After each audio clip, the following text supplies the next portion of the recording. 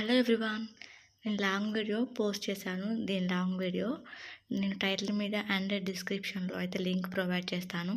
Interest ఉన్నవారు ఖచ్చితంగా చూసేయండి. ఒక చిన్న లైక్ చేయండి, ఒక మంచి కామెంట్ చేయండి.